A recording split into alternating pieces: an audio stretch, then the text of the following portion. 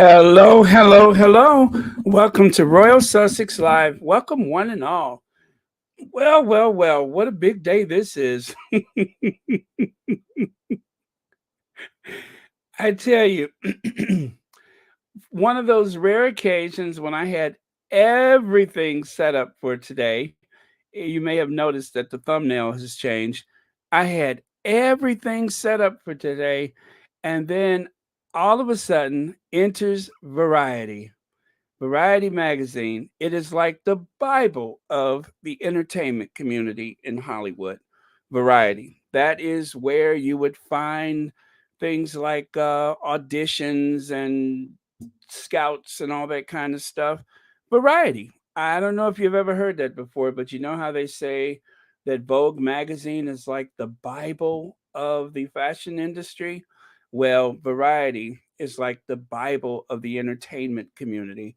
And so, what an appropriate place to have yet another fall launch of the Sussexes. So, as you know, last time things were interrupted because the Queen died.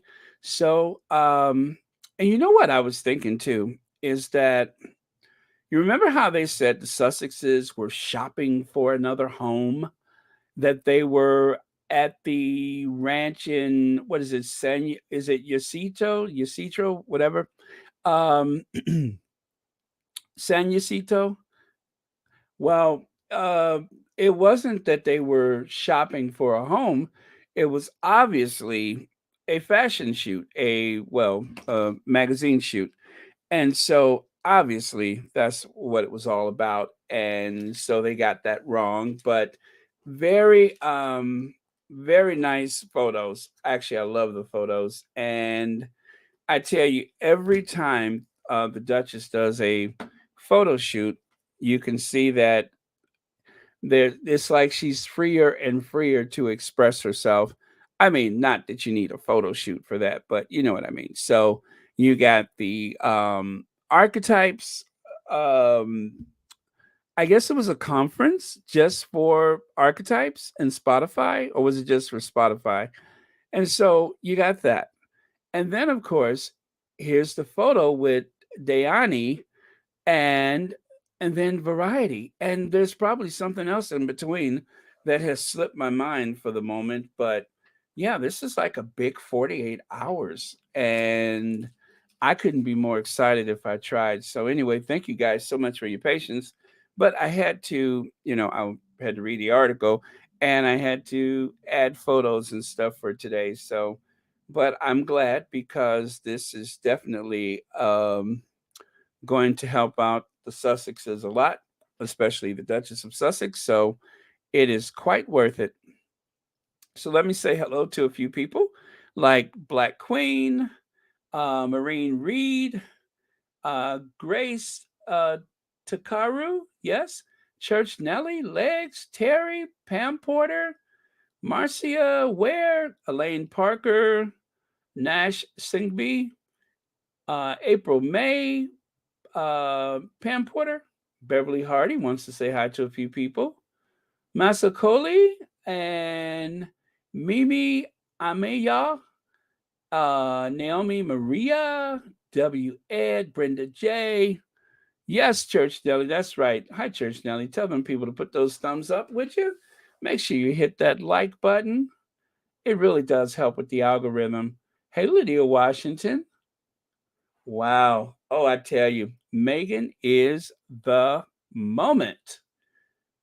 I think Meghan may actually break the internet today, so I'm happy for it. I'm very happy for it. Hello, April R. Coleman. Um, Veronica Quick, Cynthia Thorpe. Okay, Joyce Bose. All right, let's get started then. Let's get into it. Okay, so Meghan Markle lets her guard down on grieving Queen Elizabeth, producing with Harry, and returning to Hollywood. The Duchess of Sussex, oh, let me move that out the way. There we go. The Duchess of Sussex is in mourning, but we'll get back to that. first, let's go to the day we met. This past summer at the venerated oh, there it is, San Ysidro ranch in Montecito. The ranch is a low key, old luxury resort with simple bungalows tucked into a mountainside overlooking the Pacific Ocean. It's the kind of unpretentious but protected place wealthy locals and LA transplants come to be treated like royalty. On one witheringly hot day in late August, however, they got to mingle with the real thing. I love, love, love the story about the women who were there to celebrate a birthday. And next thing you know, who goes? I guess Megan was in the golf cart on the way to the photo shoot. Yeah, golf cart, and and it's like, like, wow, the Duchess of Sussex. I love that story. That is so cool to me. But I'll tell you what, I'm sure that makes for a very unforgettable afternoon or evening for, well, I guess it would be afternoon for the ladies who just so happened to see the Duchess of Sussex motoring by um in a golf cart. I mean, how do you prepare yourself for something like that? So that had to be like a real talking point, a memorable birthday. And it's like all of a sudden there's the Duchess waving at you. So, but you guys, when you live out in Hollywood, stuff like that happens all the time. It's like being in New York. You never know who you're going to run into. So, has everybody read the article? Or let me see here. I was still saying hellos. I'm looking to see. Okay, there we go.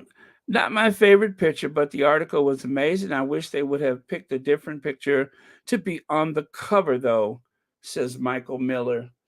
Yeah, it seems as though they were trying to go as opposite the photo from the Cut. If you guys remember the Cut magazine, um, as they mentioned in this article, it seemed like it was kind of snarky for some people's taste, and that the photo from the Cut was giving off one energy, and it just seems to me like they were trying deliberately to bring a different type of energy to this article. So yeah, I can understand why you say that, but I that's just my view of things.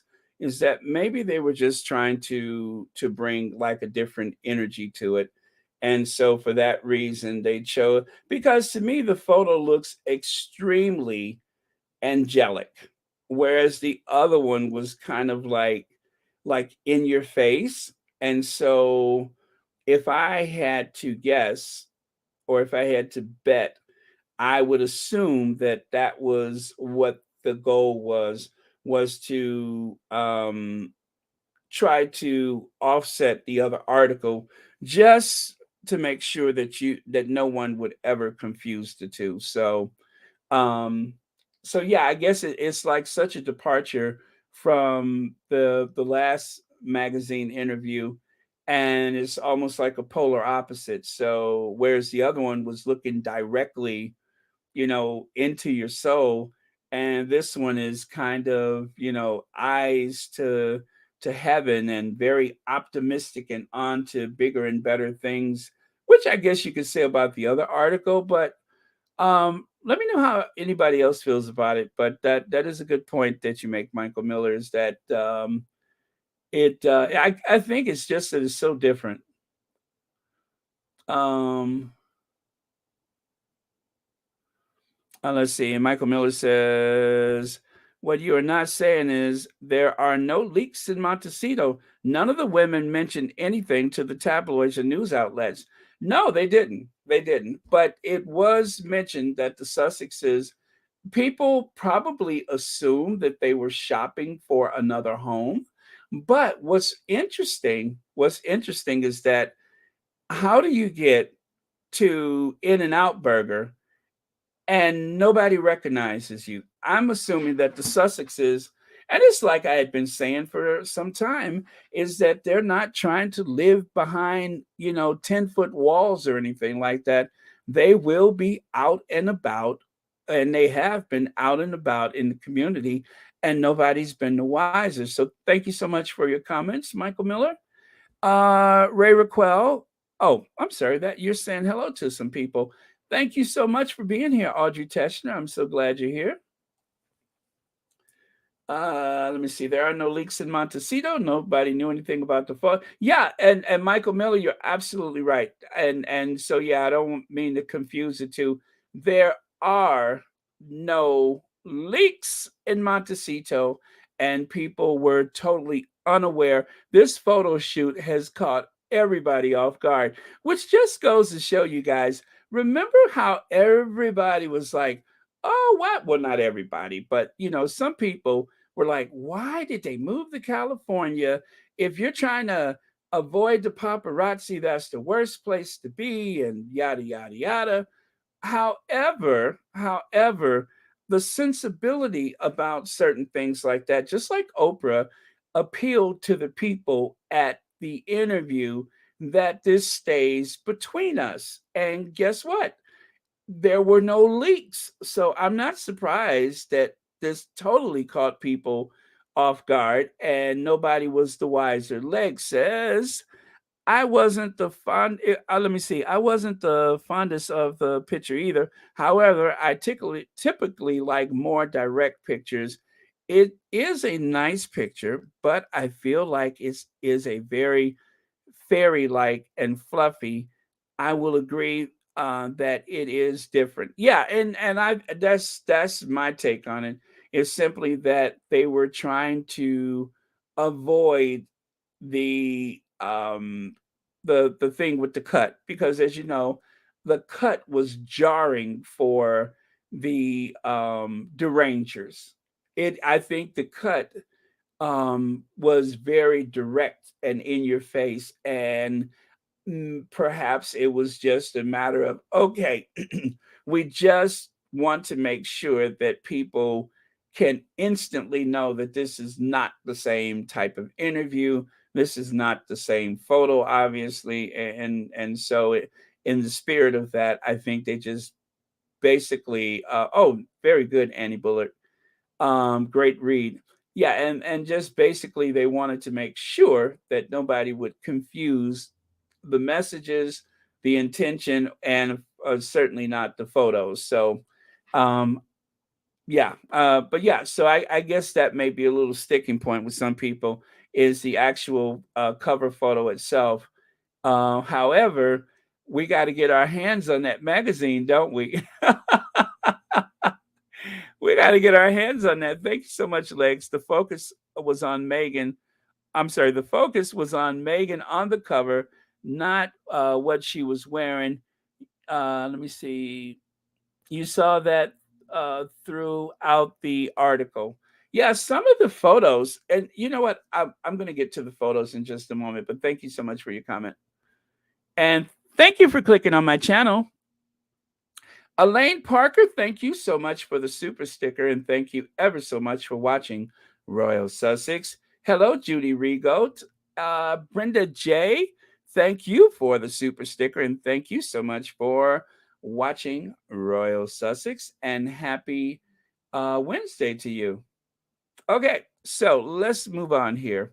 So there is the photo in question. That is the very angelic photo. As you can see, I guess they have done something with the focus behind her, where it is very like dreamlike, and it is. It's like a very like a dreamscape type of photo, like a dream sequence compared to the other one, which was like like I say, it was very direct, very in your face, and a totally different vibe from the other photo. So Anita from My Duke and I, she mentioned in one of her live streams, she said, Meghan, well, it wasn't a live, but it was one of her streams. She says, Meghan is the moment. And I just cannot get that out of my head. And I agree. Meghan is the moment and continues to be the moment. Okay, let me see. Marcy Foreman. Meghan is epitome of class, grace. Uh, I love you, Baron. Oh, thank you so much, Marcy Foreman. Thank you. And thank you for the super chat. And thank you for supporting our faves. And one more here. There was a picture where she's wearing a tan dress, her hair flowing down, and she's looking slightly to the left. I love that picture. That should have been the cover. Prince Harry loved the cover. Okay, let me see if we can find that one. Well, I'm sure that's not it. And this is like, I think this is kind of not, it's not actually something that they were likely to use. But what I love about the article is that some of the throwaway photos, some of the ones that you might not necessarily use, they used them. They used them. It's very unpretentious in some of the photos, and then some of the others are quite formal, but I intend to share both with you. I'm pretty sure I managed to grab all of them. And on top of that, there was some video that went along with it. So that was really cool too, is that there's also some videos, and I haven't watched those, and I don't think I can share them only because I'm pretty sure that those are copyright videos. So, but let me see. Oh, thank you so much. I won't say the name. SP. Thank you so much for supporting Royal Sussex with a PayPal. Greatly appreciate it. Very nice of you. And thank you so much for watching Royal Sussex. Okay, so let's get into the article, shall we? I don't know where I should start here. Um, Let me go. It was actually hard to imagine for most of her public life as the Duchess of Sussex. Meghan has been described as many things: disingenuous, calculating, determined, relatable, even Diana like. But spend a day with her and you'll witness a side of that the public hasn't seen, the nerdy American mom. And I so get that because I think Megan celebrates the nerdier side of herself. Megan talks about how she loves to watch Jeopardy and do Wordle in bed with a glass of wine. She's absentmindedly raps her son's favorite song, a track about the Tyrannosaurus Rex from Ask a Story Bots.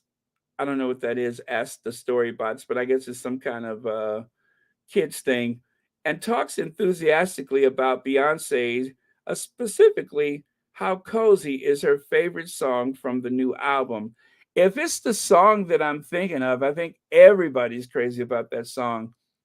I think it has that kind of a house music vibe to it. Hello, Anastasia Isabella.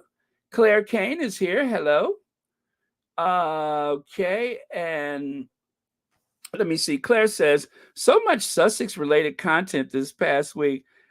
It's been great. The article in Variety is so much better than the cut. Love both photo shoots. Yeah, the cut photo shoot was very Vogue like, and this one does not have like the same energy as the Vogue magazine. And I like that this one is so opposite of the cut interview and the cut photo shoot. Um, I think the cut photo shoot kind of set the establishment on edge because I think it really made them nervous. And you know what? Truth is, I think it still makes them nervous. And anytime the Duchess of Sussex expresses herself, it seems as though the various houses of Windsor's, it was a time when you could just say the palace, but now you still have Clarence House, and you still have, well, now I don't even know what you call. Will and Kate's situation. So I guess I need to sort that out. But anyway, you still have the houses of Windsor, the firm, and they seem to react every time the Duchess does something. And truth be told, nobody is so interested in anything that they do. And so even though they act like they're so afraid of everything, uh, they know that the Sussexes are the only thing that keeps them relevant. That whole competitive thing that they have, which they lose every time, is the only thing that keeps them afloat. So, but yes, thank you so much for your comment, Claire Kane.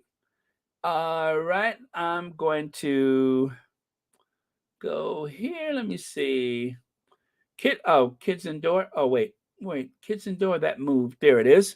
Church Nelly Mumble. Oh, that's for Church Nelly. Wow, even with the um, delayed speed on the chat, it is still moving very fast for me. Okay, let me see here. I like this. Lucy Wynn says the trolls are upset. Meghan is trending. Those heifers. Lucy Wynn, I didn't know you talk like that.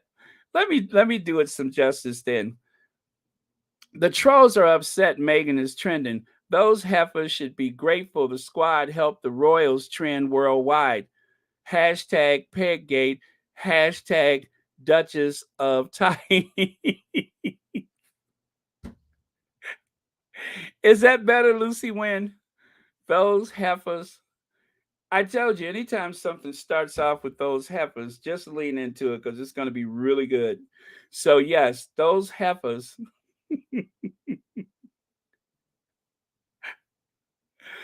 Oh, man.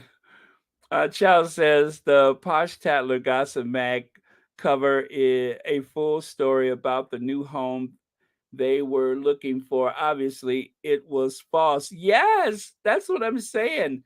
Maybe they saw them someplace near and just assumed that they were house hunting. And it's not to even say that when they were noticed that it had anything to do with a photo shoot.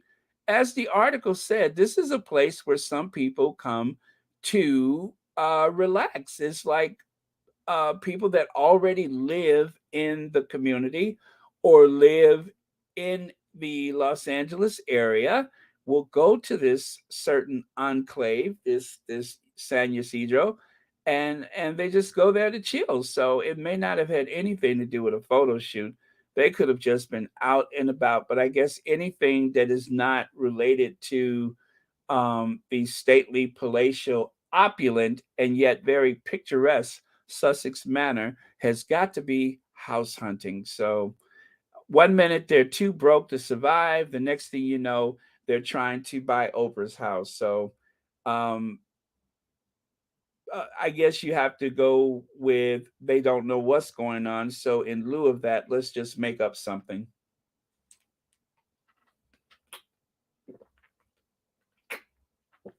Oh, sorry about that. Oh, you can hear me drinking my water, I'm sure. That is so good. Hold on, let me have some more.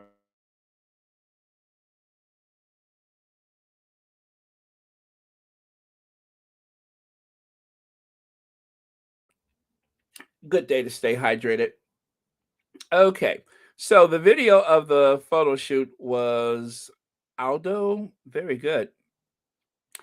Oh my goodness, I haven't seen it yet.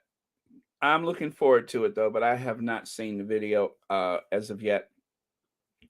Audrey Teschner, the video has me in awe. I love, love, happiness, and peace. Oh my goodness. Now, see, I want to see the video now, but I'm here. Oh, well, I'm going to just have to wait. I was so busy getting set up, I didn't have a chance to look at it. I just saw bits and pieces of it. I'm so disgusted with Whoopi Goldberg. She has sold her soul out. Of all people, she should understand when you say is totally twisted and hateful, racist people try to bring you, and racist people try to bring. I don't know what Whoopi said. Did she say something about the Sussexes? Oh my goodness. Now I am curious, but I didn't see that. Okay, let's go on to the next photo. So there's this one. I guess it just is a very sheer piece of fabric behind her. And there's two shots of this. There's this one, and then there's one where she's more playful. Love the dress. It looks very Duchess of Sussex. But this is kind of like something that I would say that she would have worn in the past, perhaps. I don't think I've seen her in anything like this since marrying into the firm. So great look for her. But yeah, I haven't seen anything like that since she married into the firm. Okay, so let's move on. And what about all the photos you've seen of her with that guarded smile?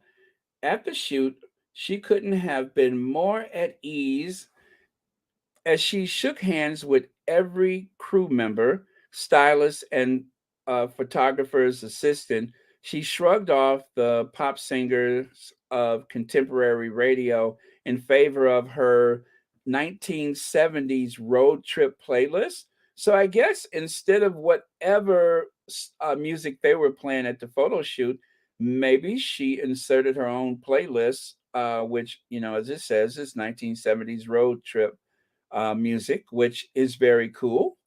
Um, she addressed questions about the past few years head on.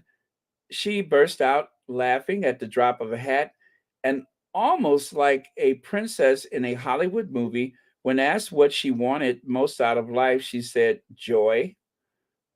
That's really it. Is everything that we can work toward for ourselves, our friends, our kids, those around us, that would feel so good. And we do feel joyful.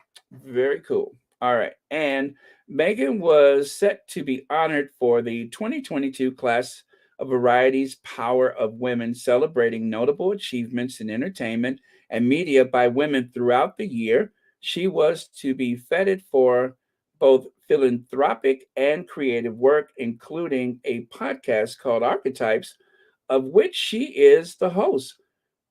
Routed through Archwell, the company she shares with her husband, Prince Harry, the Duke of Sussex, nearly 3 weeks before press time, though, 8 days after she stopped the birthday revelers in their tracks at the San Ysidro Ranch. Prince's grandmother, Queen Elizabeth II, died at her Scottish estate, Balmoral. The world watched and mourned as the longest reigning monarch in British history was laid to rest and celebrated for what Meghan says was a shining example of female leadership. Following the official period of mourning, Meghan agreed to sit again for a lengthy discussion about her. So I guess this started before the Queen died, and then they had to pick up and continue after the fact. Wow, that must have been well, and of course, at a time of mourning, it's just obvious that you can't do certain things. But I guess for maybe the people that were working on this story, this article, it must have been like, you know, you probably have to wonder, are we going to continue, or what is it going to be like whenever we continue? So, she grows animated talking about the warmth and support she received from thousands of citizens she interacted with during her time in the UK. I guess that's not confusing it with the time in Dusseldorf. Not to mention the two significant content deals she and Harry struck with streaming giant Netflix and Spotify.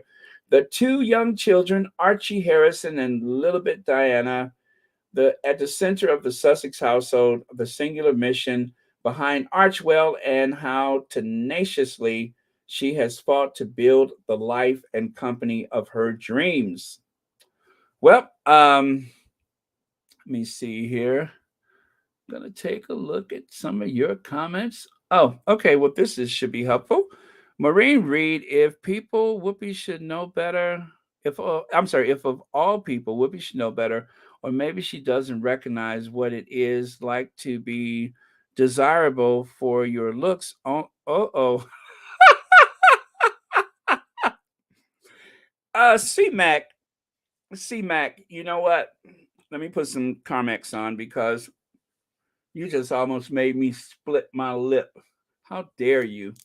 You have almost caused me to split my rather dry bottom lip with that one.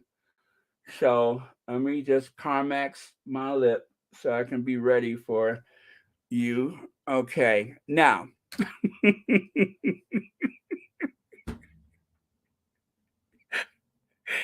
now you were saying, or maybe she doesn't recognize what it's like to feel desirable for your looks, only since there's a deficit of that for her. Okay. Oh man, that snuck up on me. I was about to split my bottom lip. You caught me off guard that time. Don't do that to me during the fall and winter months because that is when these soup coolers of mine get super dry.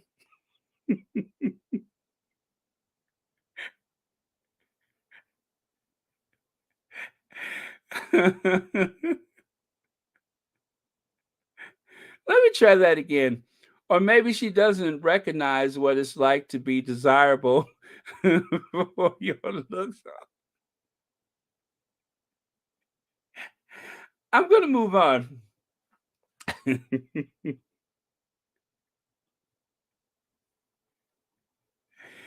Although I'm going to find it difficult, I am going to move on. Someone had the audacity to say that at least Mumbles has real kids. My response was, there you go. That's your claim to fame. Yola B, I am so disturbed by that. Those are not real kid thing. Let me see. You guys, I don't want to make this about Whoopi, but I'm dying to know what she said. Whoopi had the nerves to say that the Duchess of Sussex having an issue with Deal or No Deal came from inside her, not other people viewing it as a sexual situation. Oh, Whoopi. Whoopi. Is that what she said? Oh, thank you so much, Michael Miller. I'm so disappointed. You know, I wasn't even going to talk about the Deal or No Deal because when I saw that there was some pushback from one of the other people in the show, I totally lost interest. So I was just going to bypass that. But thank you so much. I always enjoy an EGOT winner, and Whoopi Goldberg is no different. However, on this, she missed the point. The audience looked at the women as sexual beings in that skimpy dress outfit. Yeah, you know, it's a way, like the Megan said, I was able to have health insurance. I received a what is it? I think it's the SAG card, the Screen Actors Guild card, amongst other things. So, you know, it's like anything else. I I can I you know, obviously I have not had a job other than when I used to be an exotic dancer, Chocolate Thunder, by the way. Aside from my days when I was a male exotic dancer, when I wore next to nothing, I haven't been objectified in the workplace, although there were times when I may have wanted to be, but I have yet to have that experience. And I suppose going into it, like um, a couple jobs I had, I thought it was one thing and it turned out to be something totally different. And as I was there making money, I didn't just quit, but it wasn't ideal. And I feel as though my mental health suffered from it, but I needed the work. So this is like not unusual that when you go into a job, you don't realize exactly how, you know, how I guess awful it can be, if not another way to put it. But yeah, so I guess after so many days of, go get your boobs lifted, go report to lashes, go do this, go do that, then I guess it starts to wear on your self esteem. And it's like people in the modeling industry tell you is that if you want to feel less than, go into modeling because as you age, as you know, very few people are going to reach the very top, and you may find yourself in a position where your self esteem is damaged, where you are, I've and not just for women, but I actually heard this from a couple of male models that do like those confessions of the industry type of things, where they tell you you don't get paid for some photos. You'll end up on a magazine. You got to read the small print, those kind of things. So I'm not going to get too deep into that, but there's a lot of reasons why people think that that work is solid until they actually do it, and then you see, how it is on the inside, and you just get out of it. So she quit, but it was her experience and it is hers to share. So if anyone who's still on that stage holding a case wants to share their experience, that's their prerogative. And for someone, someone was a CMAX says, if you've never been in that situation, then you just don't know the difference. So I just say, take the Duchess's word for it. That's how she felt in that moment. And there should be no, um, you know, question about that from the likes of the Whoopi Goldbergs of the world. I'm surprised too. I'm going to have to go and look for that because I'm just like, I'm disappointed. Let's see. Berta Sanchez says, this is true, C. Max said, because Whoopi Goldberg herself said that black men were never interested in her, that she wasn't pretty enough for them until she got with a white man. Then they started to dog out. Okay. Even then, Vernon Sanchez, even then, you guys, I totally missed that. Thank you all for sharing that with me. I guess I would have seen it sooner or later. Let's see. I noticed the View barely mentioned Meghan. They haven't mentioned the podcast until today, and Whoopi was negative. Cookies and cream, is that true? I never watched the View. I never watched the View, but guys, listen.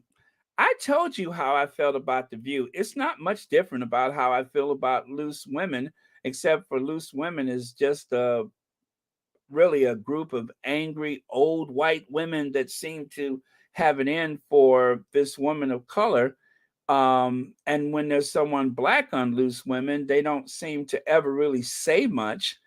You have to understand that these shows are theater, and a lot of that stuff that they say is fed to them through an earpiece, and I don't feel like I'm going to learn much, so I just tune them out. I don't feel as though there is much to glean from watching The View because they only parrot certain talking points.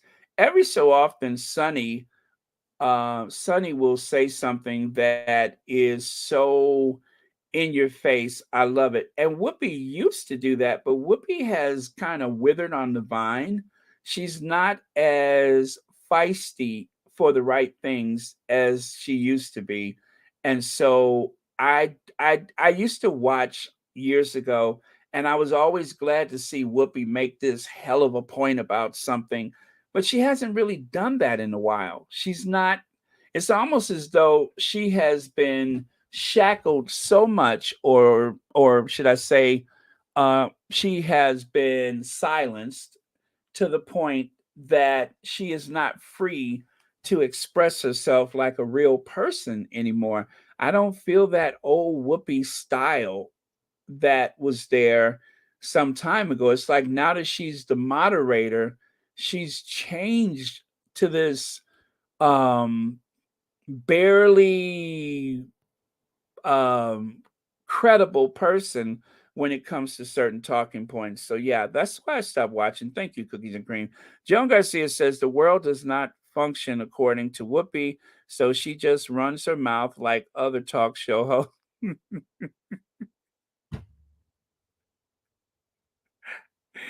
Oh man, thank you, Carmax, that I didn't split my lip on that one. But let me see.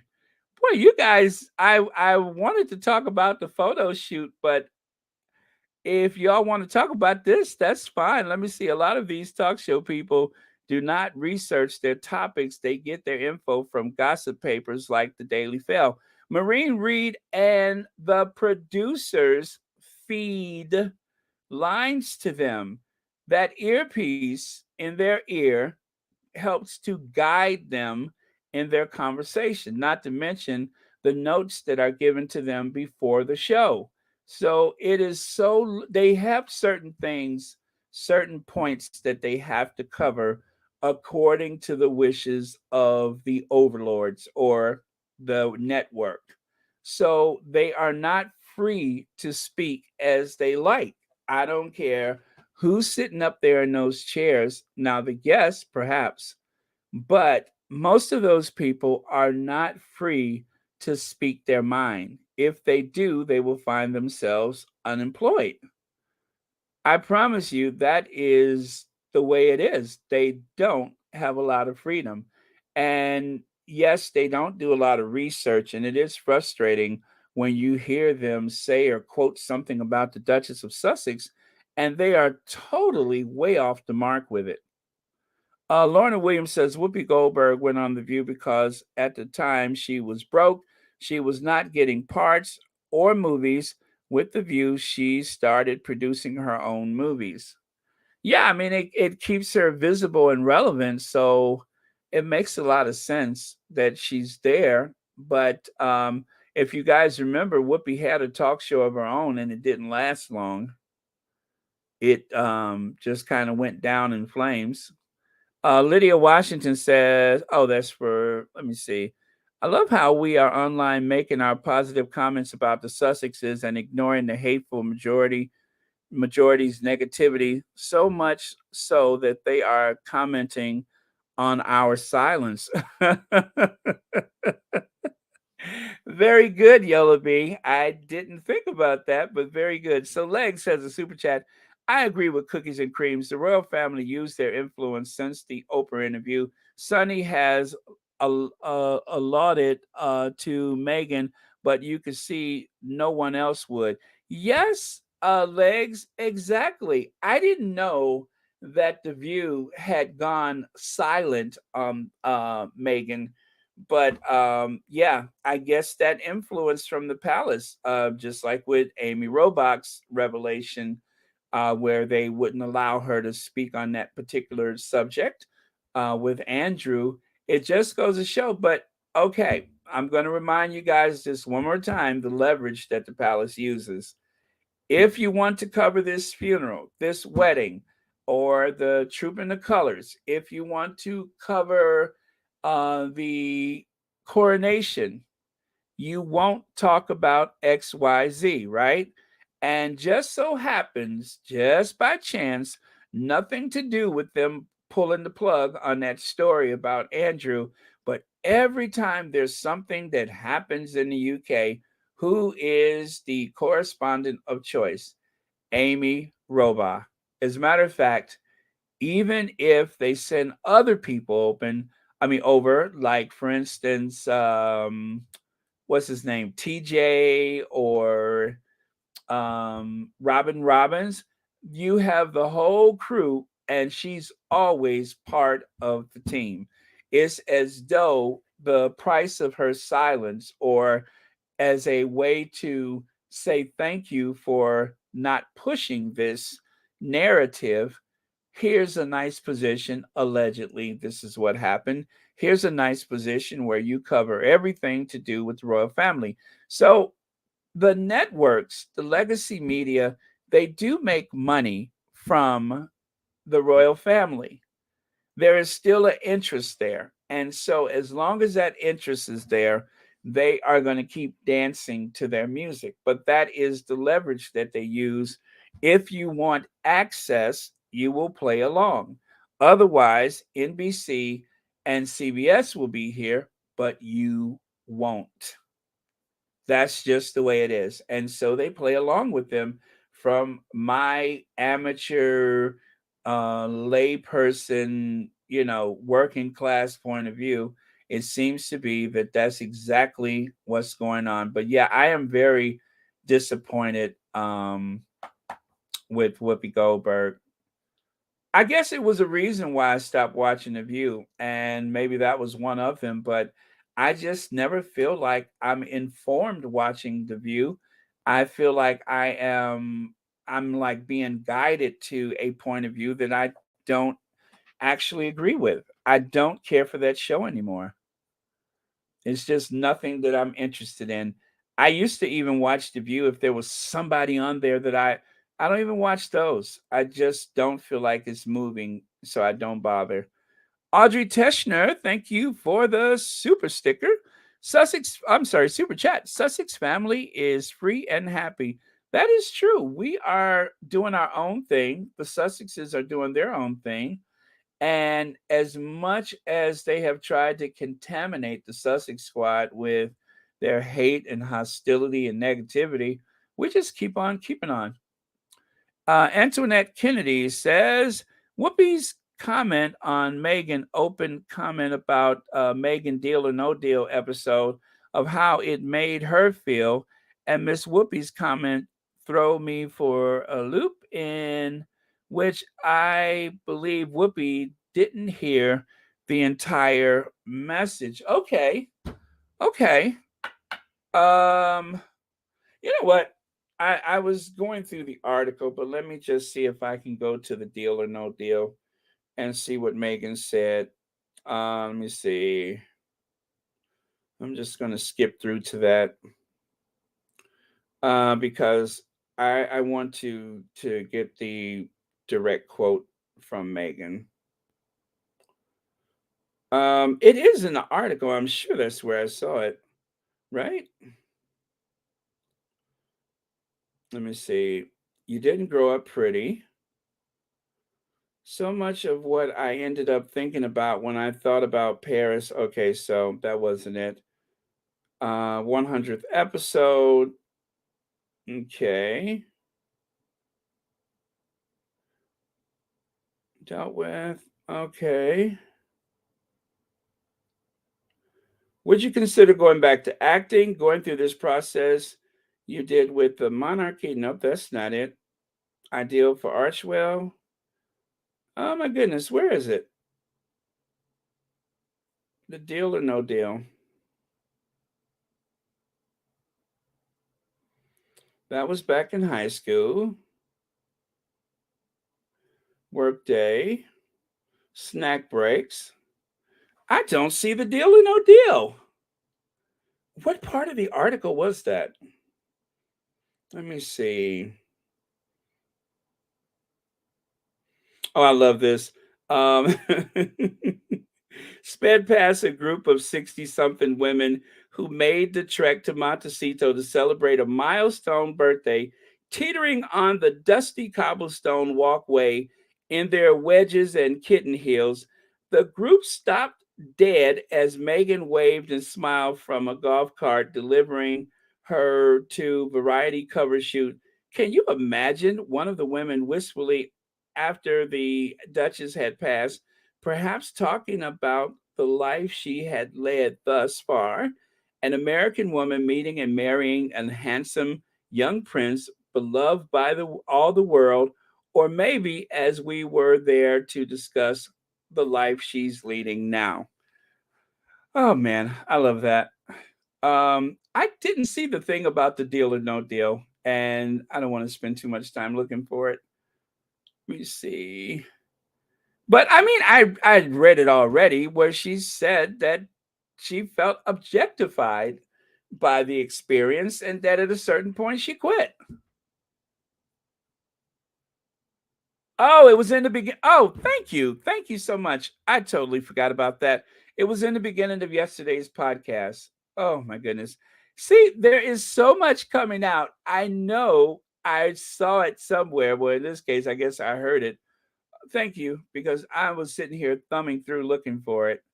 Um, okay, so Bertha Stevens says, my problem will always be Meghan has the right to speak her mind and her experiences. Whoopi almost got fired for that Jewish comment, so she behaved herself for her master.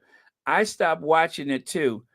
Bertha Stevens, I swear I have no use for it. If I hear that Sonny has gone in on that family or on Camilla, then I will look for that and I will seek that out. But to actually sit there and listen to this contrived banter back and forth with all these bullet points of views and not any real substance, I just can't do that to myself. I don't see any purpose for watching The View. It just seems so contrived and made up. Let me see. The photo. By the way, thank you so much for your comment. The photo is not a beauty shot. Let me see. It was conveying what is that? Reality, forward vision, a woman of purpose. Yeah, a woman of purpose. It was not about the clothes or beauty. We have to resist this urge to reduce M to a face. Very good, Joanne Smith. That is true. I see this photo shoot as the total opposite of that very structured, very Vogue like shoot that she had with the cut. This is not supposed to be anything like the cut. This is totally opposite. This is free flowing. This is formal and informal at the same time. Like the photo there, there's nothing formal about that photo. She's posing, and rather than go with the final product, they're just putting it out there. So it's kind of like watching Royal Sussex. It's not so polished, it's just put out there. if, if you guys were that I guess, desperate for a very polished experience, you wouldn't be here right now. You guys know anything is likely to come out of my mouth at any time. You guys know that I will talk for maybe 5 minutes, not realizing the microphone is off, and yet you guys still show up. And I love you guys for that. And I'm so glad that you give me that freedom to make these mistakes without the fear of repercussion. That means everything. I'm very grateful for that. So, like for instance, Lauren, I still haven't.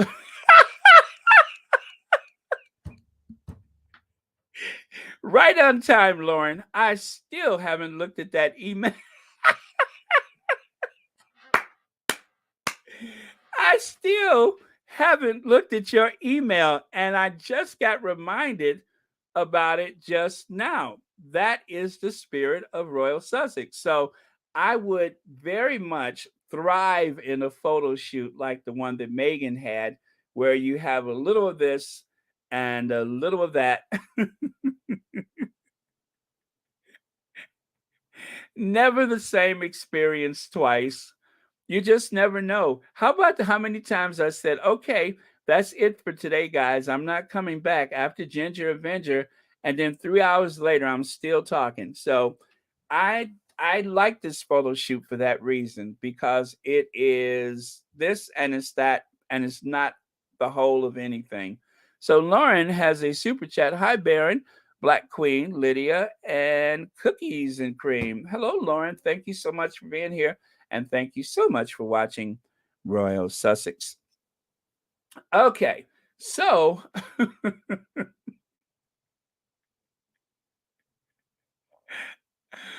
oh man, what was I talking about? See what I mean? What was I just talking about?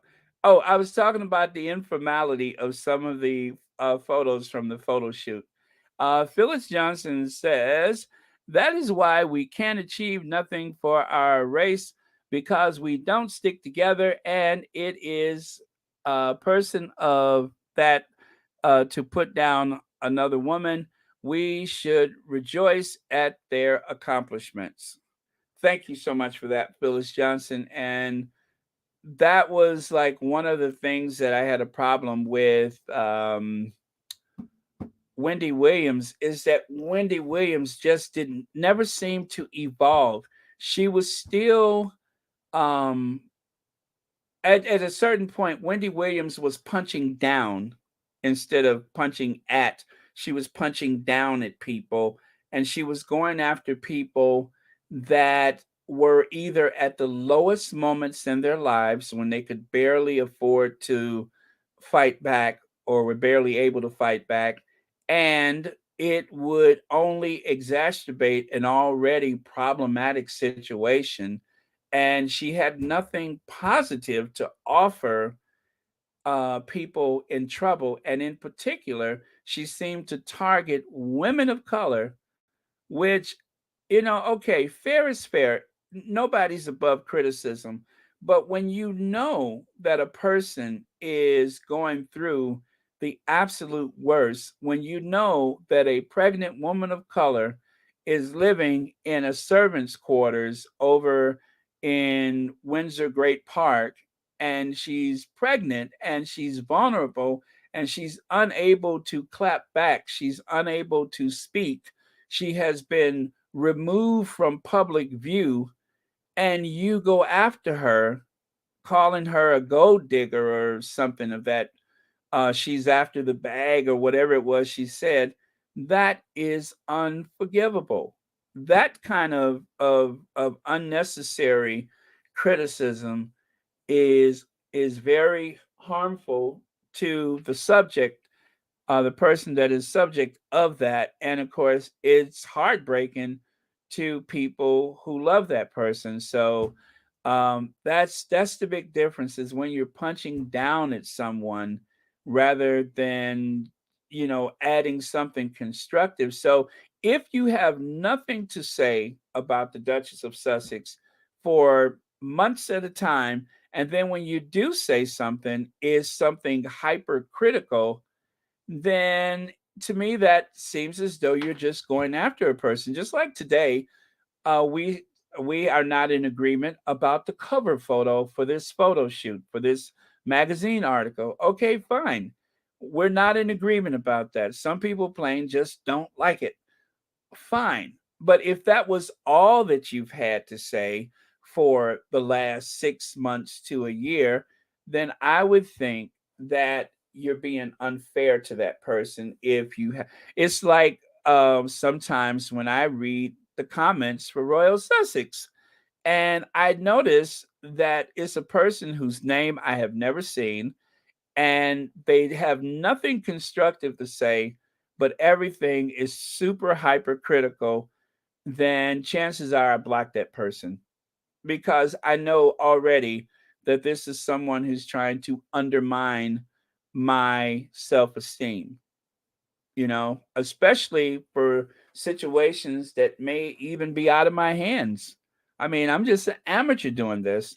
And then you get that kind of thing. And so it says a lot when a person is only able to criticize and has nothing constructive to say for months or years at a time. Then at that point, you know that there's something else going on there. Let me see. Oh, okay. Now, Marine.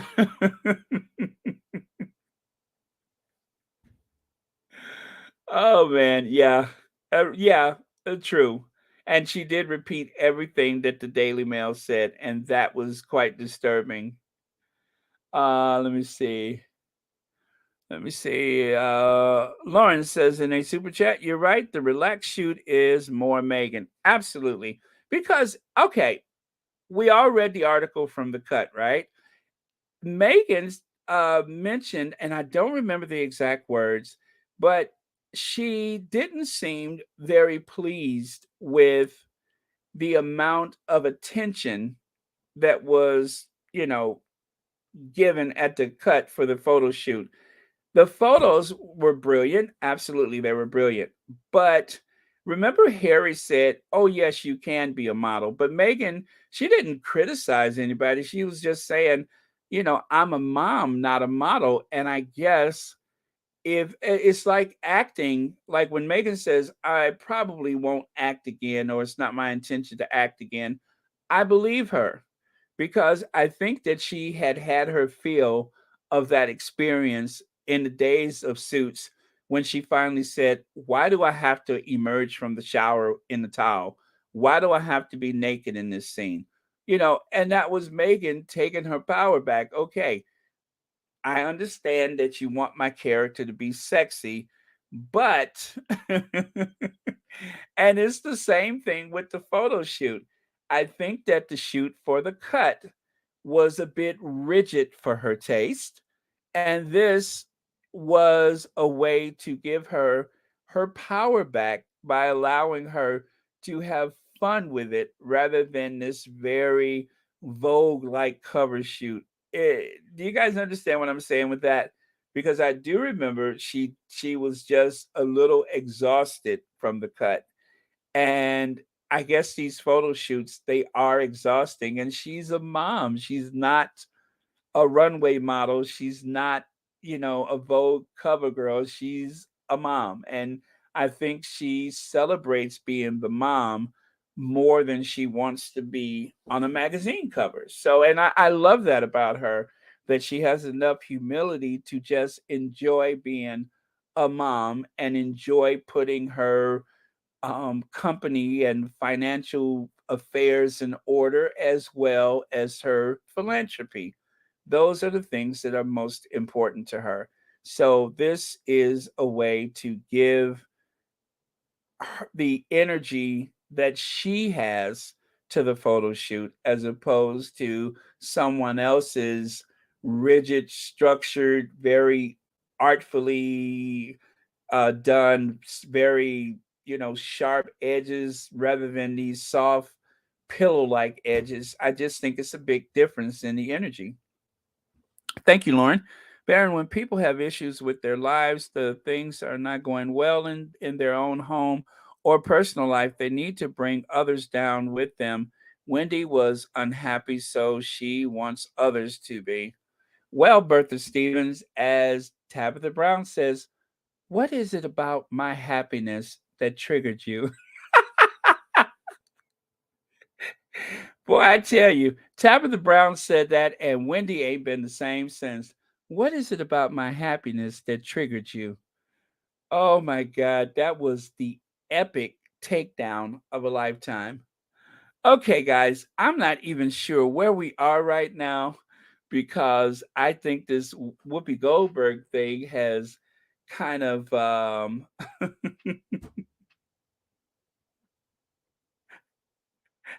has kind of taken a life of its own, and I'm enjoying the feedback though. But let me try to get through these slides because I have so much more that I need to cover. Okay, so there is the informal. Okay, let me go back a couple. There we go. So this is, you know, that is the very formal version of that. And then here, you know, she just burst out laughing and enjoying herself. I'm so glad that she was able to have that. And it's not to say that that didn't happen with the cut issue. We just did not see that side of it. Okay. Um, what is it about my happiness that triggered you? And if you are having a bad day, don't you dare go making what is that she says? And don't you dare go messing up somebody else's. Let me see. Thank you, Annie Bullard.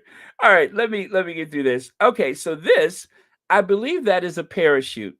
I believe that is a parachute. And again, the photo on the left, what we probably were not supposed to see. The photo on the right is the very formal, artsy, very fashion magazine photo. I'm glad to have this contrast because I'm glad to know that she's having fun. I'm so glad to know that she's enjoying this process. And then this one, love that, love that. That is beautiful. Is just very flirtatious. Is very pure and peaceful. Love it. Just wandering through the garden. That is beautiful. So you see there, you have the very beautiful, very formal photos, and then you have the very whimsical, fun-loving photos. And then here is our Duchess. I suppose this is in. Oh, you know what? I wonder if this is. This seems like, well, this must be a commercial space somewhere. So maybe this is at the San Ysidro, but this appears to be a commercial space and a completely different day. Tamikia Green, absolutely. And here, love this. Now, this is a good belly slapping laugh right here. This is, I love this. I mean, this is, I don't think we've seen a laugh like this from the Duchess since the tour of the, what was that? The uh, or Oceanic tour. I don't think we've seen a laugh like this since the Oceanic tour. That is epic. As a matter of fact, I'm going to just go on the limb and say, I think this is my favorite. I think this one is my favorite of all of them. I love this one. Bertha Stevens, thank you so much for the super sticker. And thank you ever so much for watching Royal Sussex. And happy Wednesday to you. Yeah, this is my favorite. I love this one.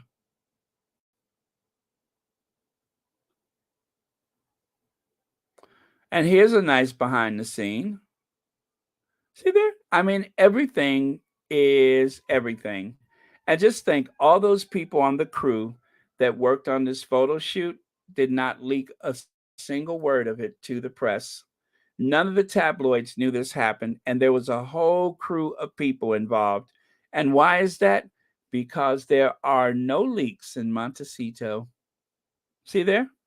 It is possible for the Sussexes to exist and inhabit a space without people selling them out. And there's another one. I love that. I love it. There is an example of the earrings from one of the photos up close.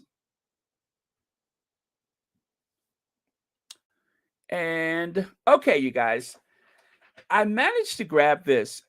You do sign up knowing what the job entails, but that doesn't mean we can't hope for a better future.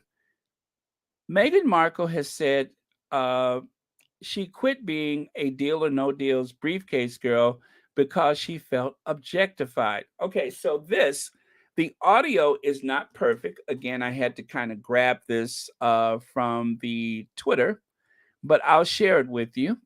So be prepared to adjust your sound. And maybe I'll do it twice. Let's see how it goes the first time.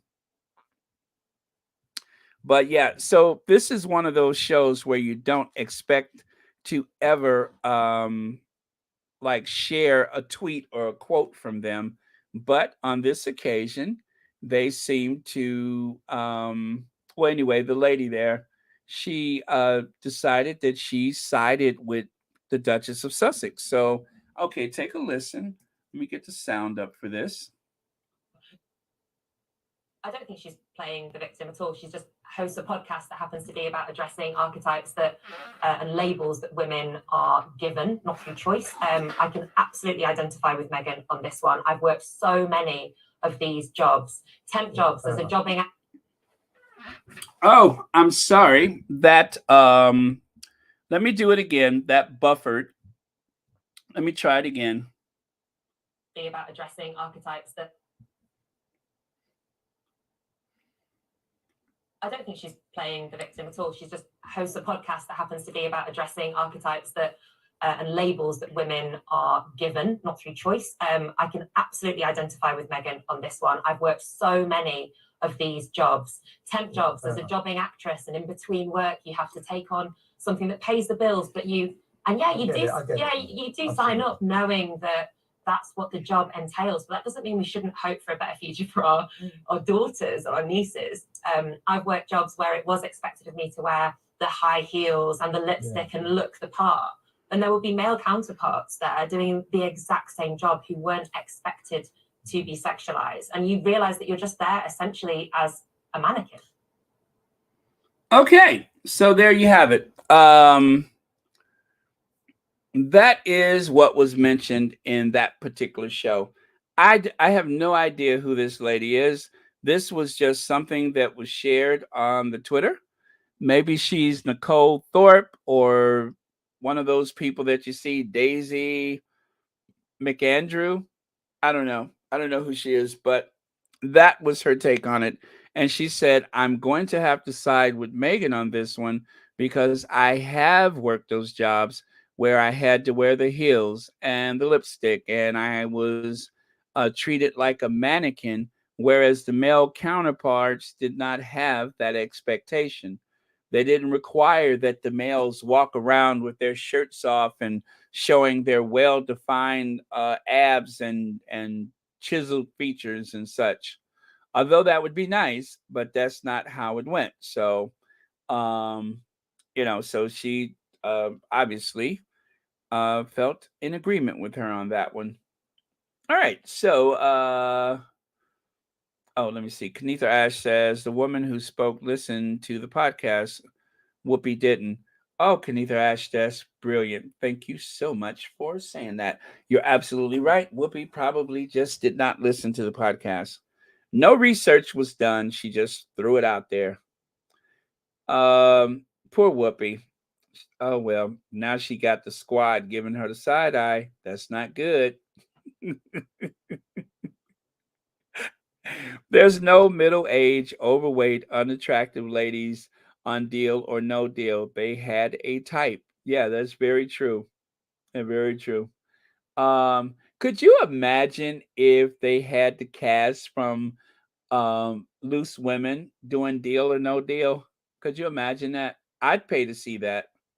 I wouldn't even just watch it on commercial TV. If I could pay for view to see the women of Loose Women up there with those briefcases, I'd pay good money to see that.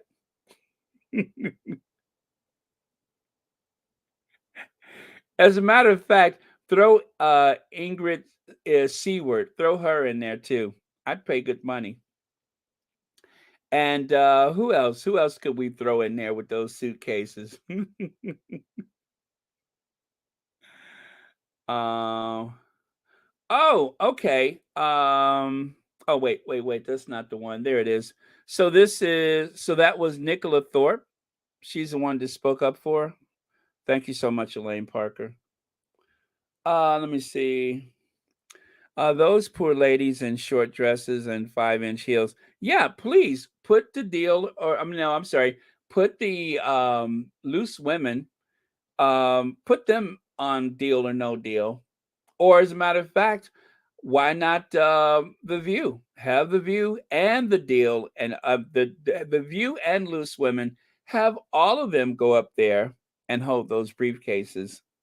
I'm sure Whoopi would have a different point of view at that junction if that happened to her. Let me see. Loose women should be named looser women. I don't believe the View is like them, my opinion, and I just think that she read the talking points of the Princess of Sussex. Said she'll apologize. Well, they are very different shows. I will say that they are very, very different shows, and I don't want to imply otherwise. They are very different, and I just don't feel as though they actually do any homework. I feel that they omit certain information and that they will just um say what's in front of them, or they will give some ill-informed answer, so an uninformed answer, should I say, and they just throw it out there without any consideration or any thought of consequences for the person that they're speaking about. I just don't like it. I think it stinks. And you would think that they would be more pro and more actively able to speak up or defend the Duchess of Sussex, but from what you guys are saying, that just doesn't happen, which is probably why I never watch because there's no point. I didn't even think about that until it was mentioned, but there, I guess I haven't seen anything that said, "Oh, I should watch The View." They were defending Meghan. I don't know that they do defend Meghan, and apparently they don't because, but if I know that somebody's speaking up for Meghan, then of course I'm going to watch the show. I'm going to at least look for that part of it, but I haven't done that for The View in quite some time. And maybe that's because it just doesn't exist. The last time I heard something that I liked from The View was when Sonny Hostin said, called Camilla Charles's cohort instead of, consort, the royal cohort. That got my attention. And then after that, I don't remember watching anything else on The View. I just saw that and I watched and I was done. So, okay, where are we here? All right, so we're going to change gears and get over to this because this did happen. And anyway.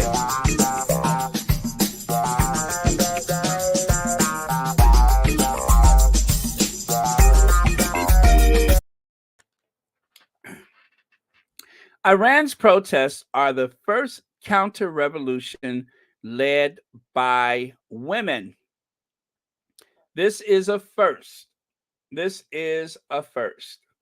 And we are witnessing a bit of history that is totally unexpected. I mean, if anybody would have said that people would just throw themselves at these armed government militias for their rights, I wouldn't have believed it. I wouldn't have believed it. But that's exactly what happened. But let's start with this. So there is Meghan's assistant. Let's see. Meghan supports Iranian women. Oh, you know what? That's not what I'm looking for. But oh my gosh, I always butcher her name. So let me make sure I get this right. I always butcher her name, and I need to look at it to get it correct. So give me just a second. Um, where did I put that? I had the article that I wanted to share, but I have to look at her name to make sure I get it right. But I've buried it under everything. Uh-oh. Meghan Markle's okay. Oh, oh wait, listen to this. Listen to this. Speaking of loose women. When I've been on very highbrow political shows and some man sitting at home who doesn't like what I've said or doesn't agree with me, rather than take me on an intelligent comment, will go, "Oh, well, you're just an airhead bimbo, what do you know?" It says more about him, though. Which says 100% says about him. But I was looking at the origin of the word bimbo, and it actually originally started from the Italian. You know, that's loose women, and I'm sorry, the audio is awful, but someone recorded it from their television screen and added it to the Twitter. Actually, she said, I used to judge Paris Hilton and think that she wasn't very bright, but then Paris Hilton sort of says, well, I played on that. Yeah. I pretended to be. Okay, I'm gonna have to watch that later, but I just saw it, and that's actually loose women, and so they are talking about the archetypes. At least that's what they discussed today. So I am going to have to go back and look for that. Oh, okay. Let me see here. Women of Life Freedom. Let me see. Women Life Freedom. Meghan backs Iranian protest. Well, that's what the Evening Standard says about it. Um, okay, someone took a.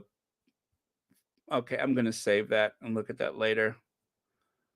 Is Mandani? Is that how you say it? Oh my gosh, I have a complex about saying her name. Is Mandiani? Oh my goodness, Mandanya. Madani, right? Madani. Anyway, that is her assistant. Um, ooh, nope, that's not how you say it. Oh, you guys, I'm so sorry, but anyway, uh, ma- oh, I think I had it before and now I lost it. It's oh no, it's Mandana Dayani. That's it, Mandana Dayani. Got it, Mandana Dayani. Why is that so difficult for me? But it's yeah, Madonna Dayani. So that is Meghan's assistant. And what I realized is that I actually made a video about her some time ago. She is one amazing um, dresser. I mean, she wears the best of everything. But anyway, she was born in Iran. And so that is part of that big connection for the photos that you see here. And there you can see that Meghan is wearing one of those t-shirts that represents the movement. Uh, let me see, women, life, freedom. And so that is what they have been chanting, and I believe that's in the Farsi language, is women, life, freedom. And all of this started because of the death of 22-year-old Mahsa Amini. That is the woman who was taken into custody because the modesty police did not appreciate her headdress. And so, right there, oh, there's her name right there. Madonna. Okay, I'm not going to start that again. But women, life, freedom, allies have shown up in so many forms over the past month since the death of Mahsa Amini. I am so grateful to work with incredible women like Meghan and my fellow Iranian colleague and friend Ashley Montanini, Montahini, Ashley Montahini, as we continue to highlight the bravery and courage of women and young girls on front lines of one of the most important feminist movements of our lives. At an event today, Meghan spoke about the revolution being led by women and young girls in Iran, the courage and bravery they show every day, and their leadership and advocacy of basic human rights. So this was is actually on Mandana's uh, Instagram. So if you guys are not following her on Instagram, I think you should go over there and follow her. And so that is one of the photos. And then right there, there she is. I um I love this photo. It is just very, very much a power move right there. She has two girls. I think, yeah, she's married. She has two children. I think she has two little girls. And she is ever bit the overachiever. I believe she has a law degree and she has worked in the entertainment industry. Behind the scenes is where she's worked in with the production of several big shows. I think she worked on Will and Grace, if I'm correct. But yeah, so she's been in the business for a while. Okay, and there's the thumbnail from the video. See where it says revealed? That is the video that I had made some time ago. And right here from her Twitter, she actually quoted Dan Rather to have but an ounce of courage of the women and girls of Iran, which I agree. That is so courageous the way that they are fighting in the street, and that the men in Iran who are likewise tired of poverty and lack of opportunities. I mean, you have these very well educated young people that are going to university, but it doesn't seem to matter because they look at the rest of the world moving forward, and you can't just say the Western world. You look at all of Asia that is rising up um, with education and wealth and prosperity, and then Iran is still like living in the Middle Ages. The young people are just not going to settle for that anymore. and the headdress is really symbolic of the way that people have been mistreated. So, Omid Scobie said yesterday, wearing the Farsi word of women, life, freedom, Meghan stands in solidarity with women and girls in Iran. Duchess of Sussex was pictured today alongside Archwell President Mandana Dayani and EVP of Global Communications Ashley Hansen, who are both Iranians. So, women, life, freedom, allies. So, okay, that's the quote that she had from her from her Instagram. So there you have it. A hero's welcome for Naz Rekabi. This is the young girl who was taken into custody from the hundreds gathered at Tehran airport early this morning. Reports confirm that the athlete left safely with her family. Hopefully, that is where the story ends. So, what happened was, let me share this with you. Oh, by the way, this is something that's on the streets of Iran right now. Look at the three girls there on the left side. No headscarf. They are literally waving. They are waving. And these are children. These are children of a revolution or counter revolution. They are literally waving their headscarves in defiance of the regime. It feels like a dream to watch this video. I am watching a movie. I'm sorry, am I watching a movie? Young schoolgirls no older than 10 to 12 with their headscarves in hand march confidently down the Iran streets while chanting women, life, freedom. I mean, this is absolutely epic that this is happening. This is just something that nobody could have seen coming. But that last straw with people and the modesty police and this regime was the fact that they killed that young girl that was in custody, beat her in her head until she collapsed to the floor later. And then they claim, oh, well, she had a heart attack. No, she didn't have a heart attack. She was beat to death. And so here on the right, you can see a woman bravely knowing that this could be the last day of her life. And she's just walking down the street with her head uncovered in defiance of this law. And for a little background about Iran, when the students overthrew that puppet government that was put in place by the United States, Britain, and other countries that just wanted oil, when they overthrew the Shah of Iran and the Ayatollah Khomeini, who was living in exile in Paris, came back to Iran, he was like, thank you for the revolution. Now cover your heads. And he introduced a form of Sharia law. And so the women who helped fight that revolution were suddenly made second-class citizens. They had to cover up in order to leave the house. And that was their thanks for participating in the revolution. And so up until today, I think that happened, has it been 40 years ago? About 40 years ago? Yeah, that was about 40 years ago. And so for 40 years since the revolution, women have lived and died with their heads covered up because the Ayatollah Khomeini. And so the Ayatollah died, and now there's some Ayatollah something else who is the, I guess they call him the supreme ruler. And they also have a president.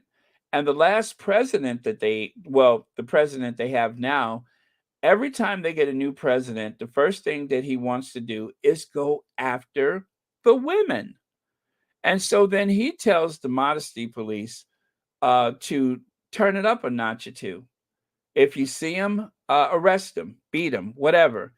And so it's not just that they have been living like that, but this most recent president has turned up the hostility against women who already have been treated like second class citizens in Iran. I mean, it's just the height of ignorance. And the police, that's their job, is to look for trouble. They are literally there, a solution in search of a problem. And that's what makes it so despicable. And so, okay, so there is El Naz Re, Re, Re, Rekabi, okay, that girl. Well, she performed, well, not performed, but she was in a competition for climbing in South Korea.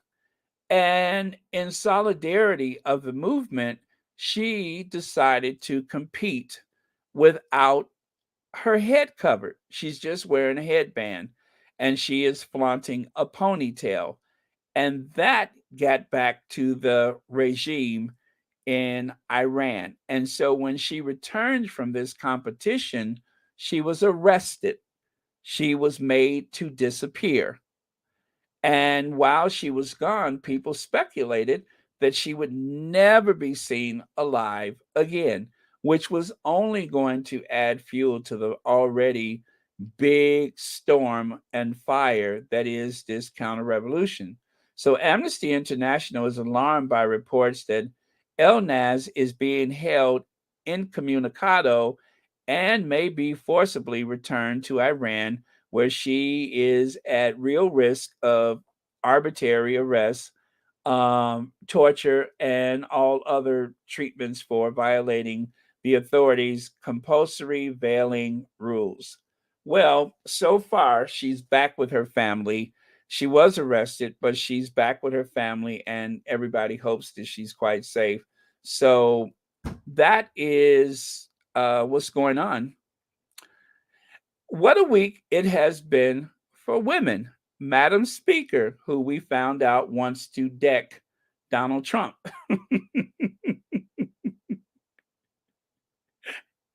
So, in celebration of everything that is going on in this world for women, I just have to throw that back out there again. And of course, this was from yesterday in case you missed it. This is the park, which was um, created partially by Archwell and Kaboom and the park district there in Uvalde.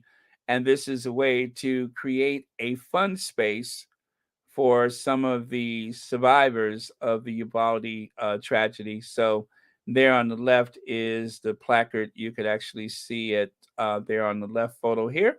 Well, there is a close up, Archwell, Kaboom, and whatever Uvalde Park District that is. Okay, the City of Uvalde Archwell Foundation and Kaboom unveiled new playground to bring hope and healing for kids and families in Uvalde. And there is a banner and such. And then there's this one, Val Demmings. I told you, this has like been the most amazing week for women that there has been for quite some time. So you have Val Demmings running for senator in Florida.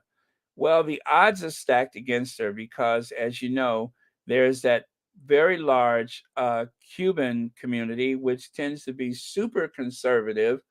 And let's face it, Val Demmings is not exactly the same aesthetic as a lot of people in that community. So I would say that there's a lot stacked against her. However, she is holding her own. I believe she is a congressman from Florida, or congressperson from Florida, but she was actually a chief of police. I forget which city she's from, but right there, she says, this one is real. And when she says this is real, that is in response to Herschel Walker with his little chocolate badge that they gave him, the little foil covered chocolate badge that was given to him by one of the police departments in Georgia. Well, she just wants you guys to know that this is actually a real badge.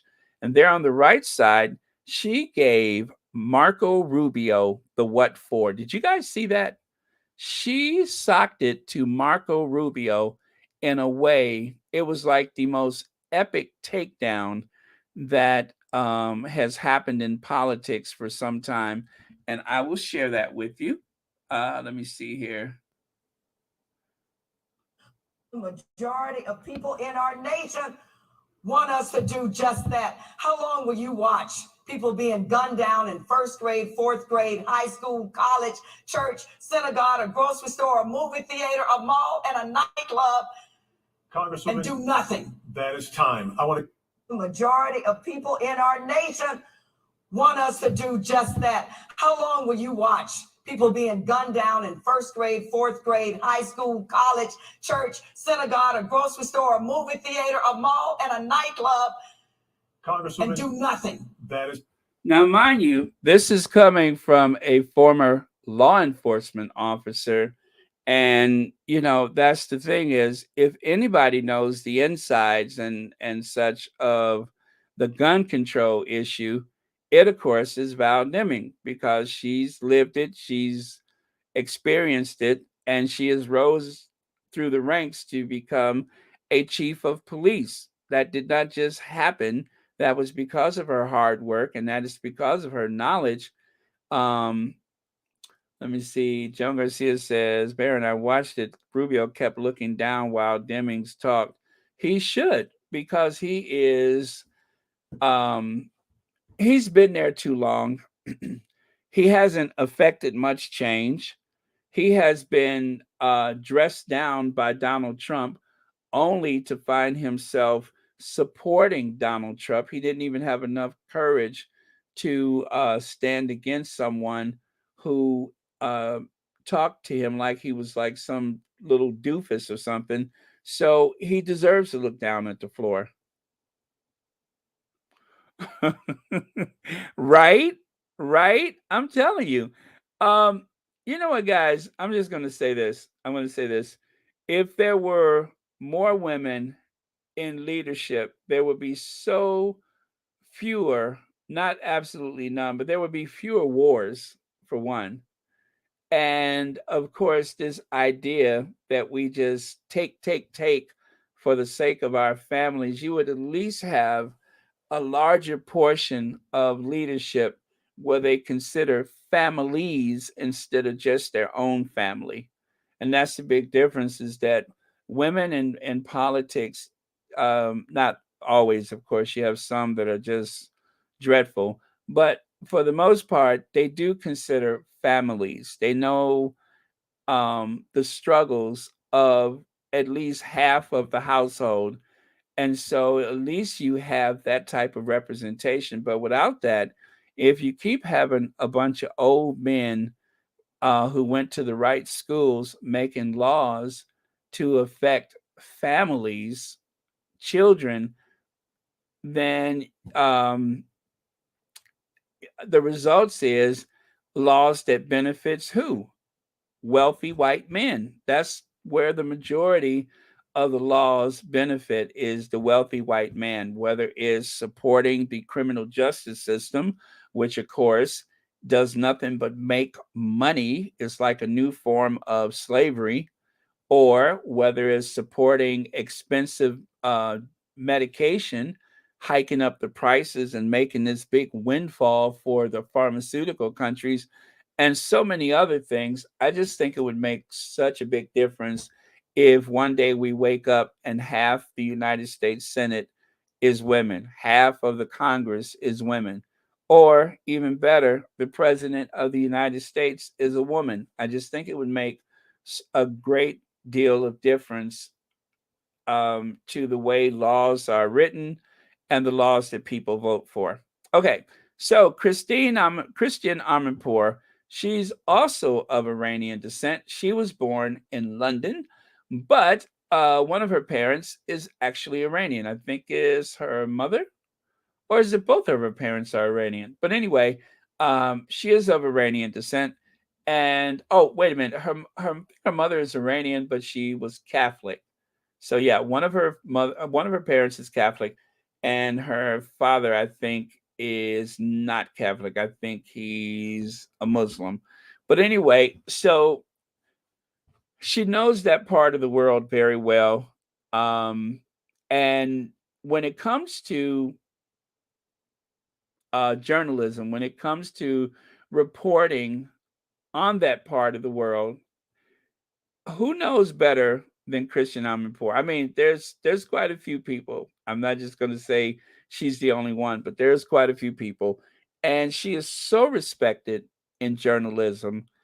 And yet, and yet, when she was supposed to interview the president, Raisi, the president of Iran, he told her he had the nerves to tell this woman who is the most respected person in journalism, one of the most respected, should I say, that if you're going to do the interview, you have to cover your head.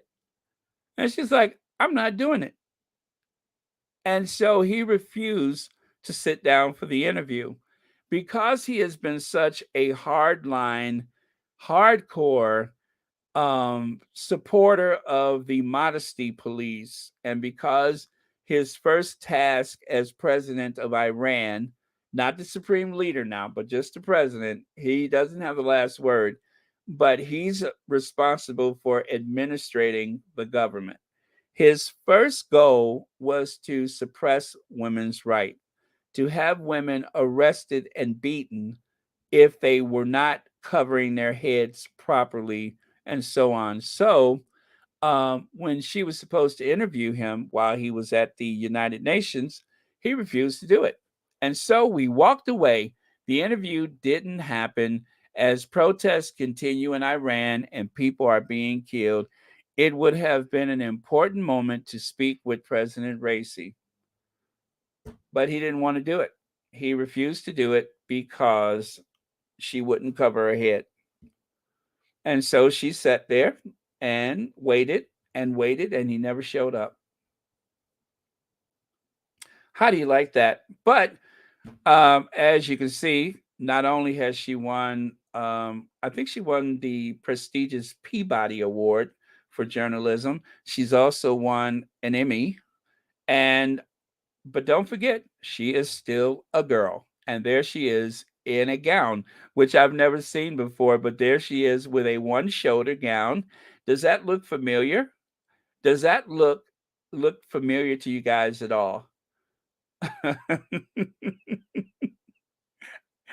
Yes, that reminds me very much of the dress that Meghan wore with the one shoulder covered. So just to remind you, yes, she is still very much a girl. She plays the game right along with the guys, but she is still very much a girl.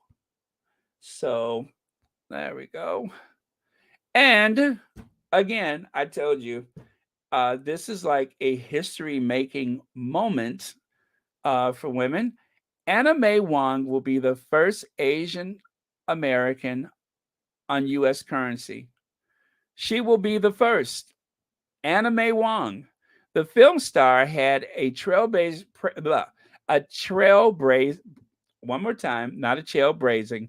The film star had a trailblazing career, but also struggled to secure meaningful roles as an Asian American actress in Hollywood a century ago.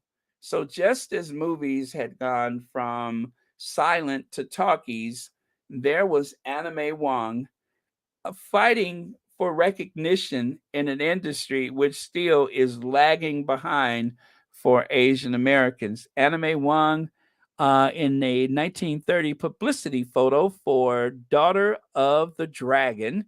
And so, yes, there is Anna May Wong there on the left. That is a publicity photo. And right here, let me pull that down.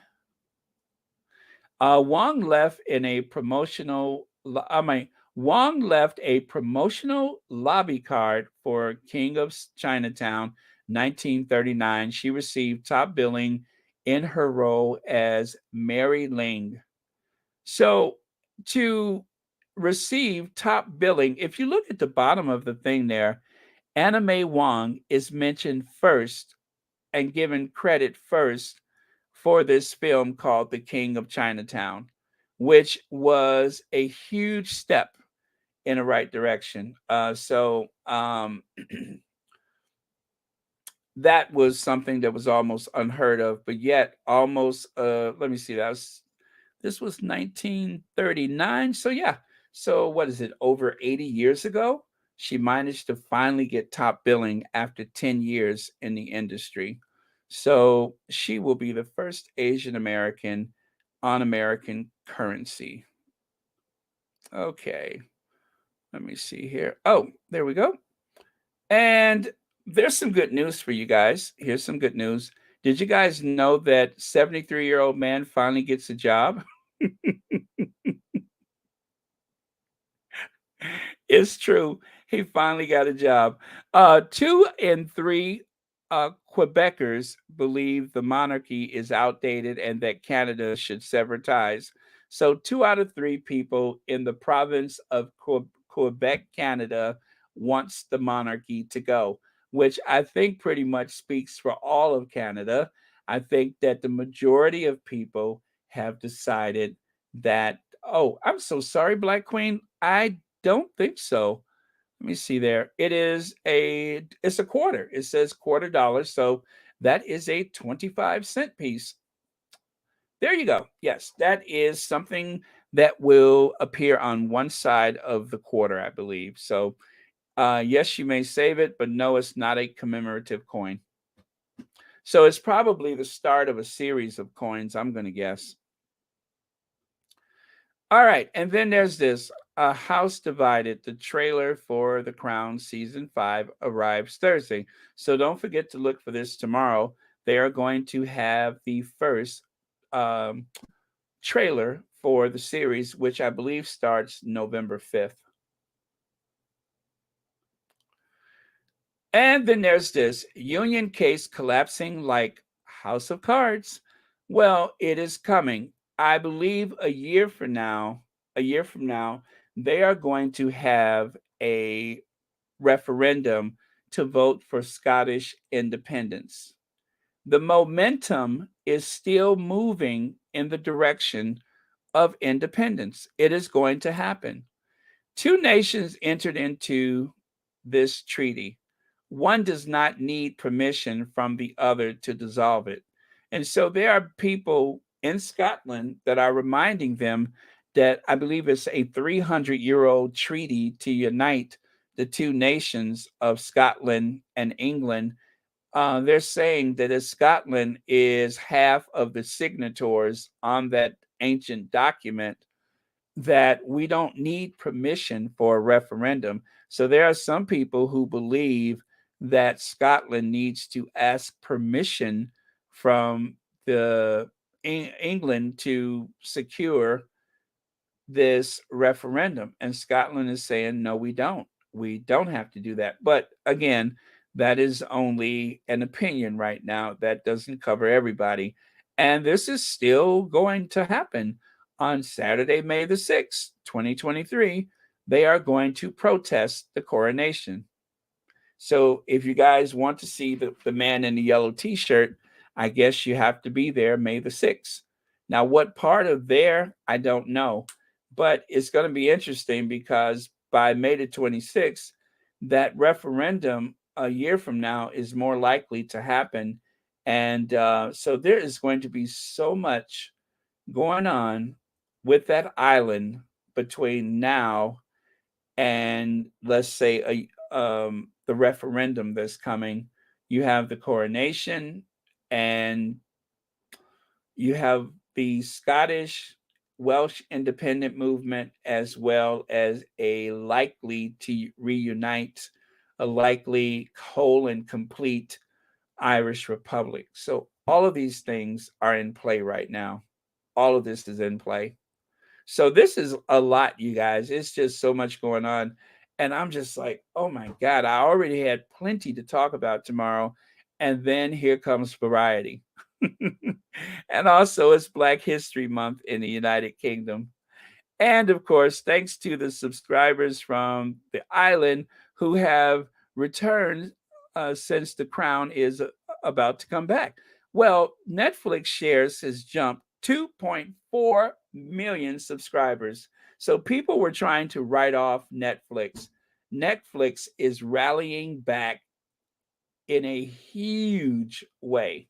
They are rallying back. So those who have been trying to shop for a black dress to wear to Netflix's funeral, you could take it back because they're not going anywhere. They are about to, and let's see, it's not even November yet. By November, they may have another couple million new subscribers. And it's not just The Crown, it's also Stranger Things seems to be ramping up again. So I never close out my Netflix account. I've had it for, I think, maybe 10 years, 11 years, and I just leave it. Other people in the family watch it, and I only watch it occasionally, but it's like the monthly gift to family. Okay, Dominic West confirms The Crown will include the infamous Prince Charles Tampon Gate phone call with Camilla Parker Bowles. Okay, there you have it, guys. That's the first time I've said that publicly on Royal Sussex. Tampon. That's my first time saying it. So I have been avoiding it, but since it's about to come out in the Crown, I'm just going to say Tampon Gate. So yes, they are going to have the discussion about tampons. There, are you guys satisfied? See, I was able to say it this time without my face turning red. Tampon Gate. Yeah, that is going to be a thing. Tampons.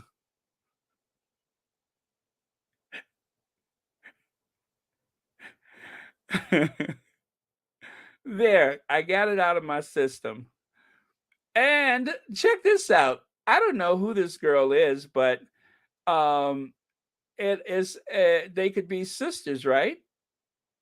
Amazing. And I don't think this is one of the actors from any of those Lifetime movies or Hallmark movies or whatever.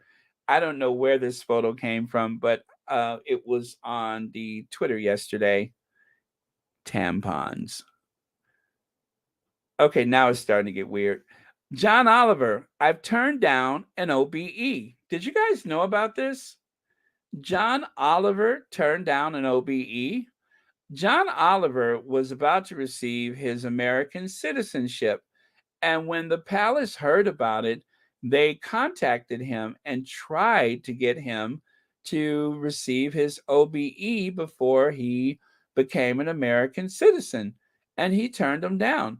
Now, he said that his wife was very upset because they, oh, I'm sorry, what was that? Let me see. Back to the eye doctor, Baron. That girl is cute, but no Meghan. Well, I said sisters, not twins.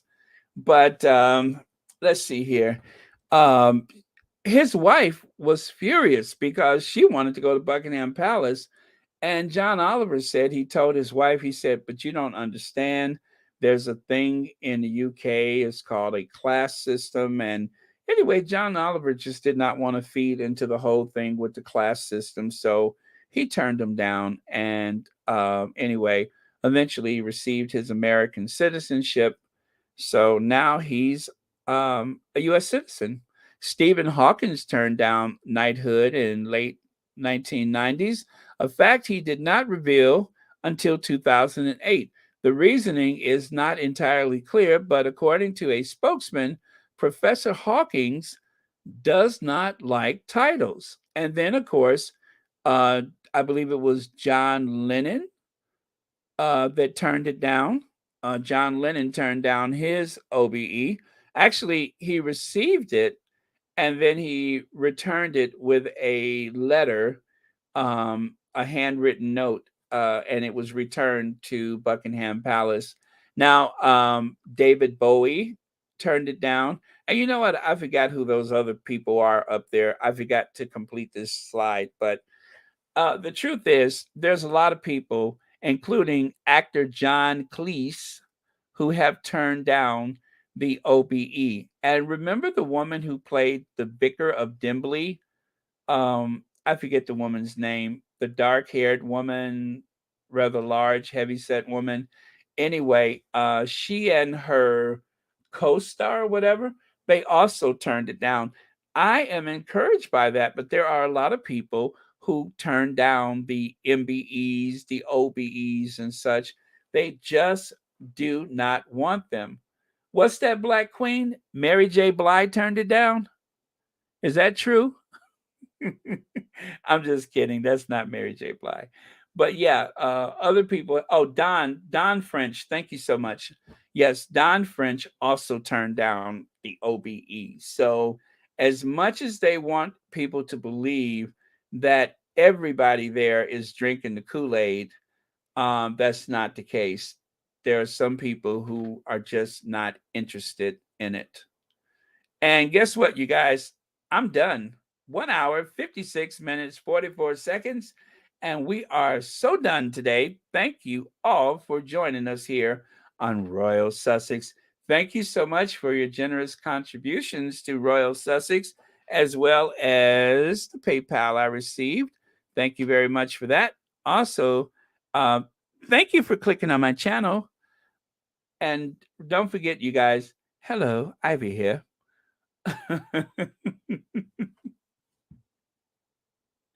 Yes, the Vicar of Dimbley. I love that show. Let me see. So, if you have any closing thoughts or anything like that. Oh, yes, I will. Thank you so much. I will definitely. I am curious to know. Let me see. Sonia Johnson says, Baron, well, in means of one of the Unroyals will be making a trip to Canada soon. Oh, yeah, definitely. They'll get over there and try to, yeah, they're going to go to Canada and they're going to go to Australia.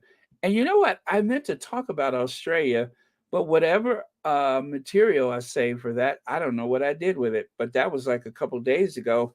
But yeah, Australia is going to rid themselves of Charles as head of state.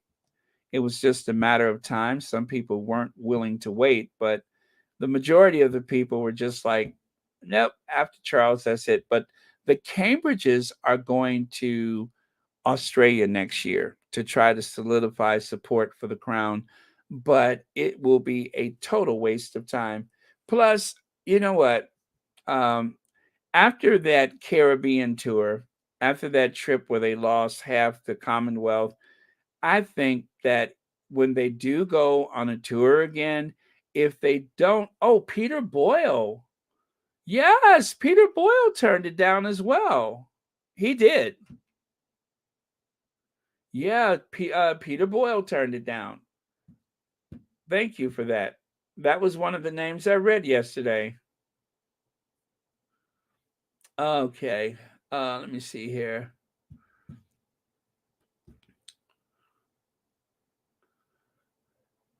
Well, you guys, I don't think Petal's been on for a couple of days, but I hope she will do a show later. I'd like to hear her take on things. Always passionate and always well done. So I would love to hear Petal's take on stuff. Okay. Wow, what a day. I'm just like, I'm panting for air. It was just so much to cover. And I'm looking at the Twitter right now. Mountbatten is the center of disturbing new claims. Ooh, I can't even read the rest of that one. Oh man, it is so much going on.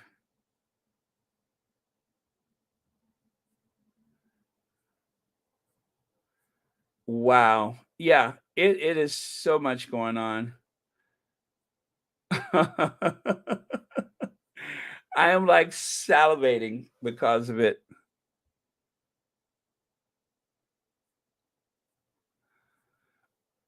Yeah, I'm sorry. I'm scrolling through the Twitter right now, just taking a look. Meghan Markle named Cozy as her favorite song from Beyonce's Renaissance.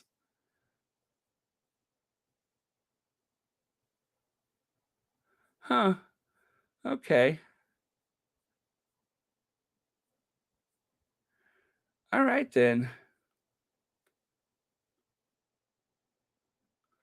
Oh my God, is Teletubbies going to Netflix? Oh my gosh. Teletubbies kind of creeped me out a little bit for some reason.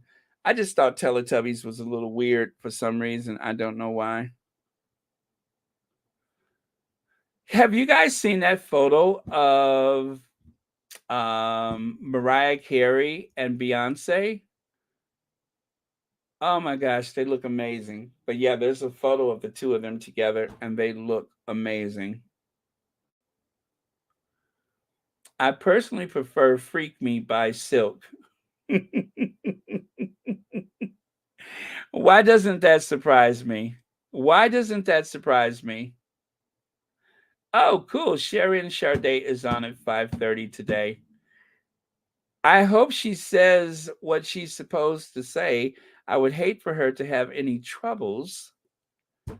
That last time she didn't say, "Thank you for clicking on my channel." And we all know what happened. So if I was her, I would say, "Thank you for clicking on my channel." Even if she does hear my voice in her head. I wonder how many people walk away from Royal Sussex hearing my voice in their head. Leg says, unfortunately, the Sussexes' success will give cover to the royal family. The media will only cover them to ignore the British economy and royal family's people. Right? Legs, people? Yes, the people. Let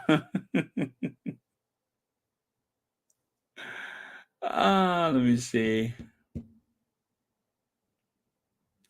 All right, very good, you guys. Oh, so anyway, our last word of the day. So she did say goodbye. Yes, she did. And I saw that part of it. I watched a little bit of the first, and then I thought, well, okay, I'll pause it and come back later.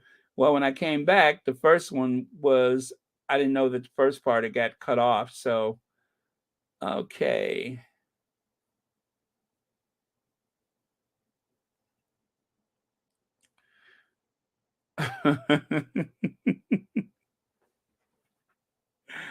Oh, so there's an explanation, huh? Okay. Okay.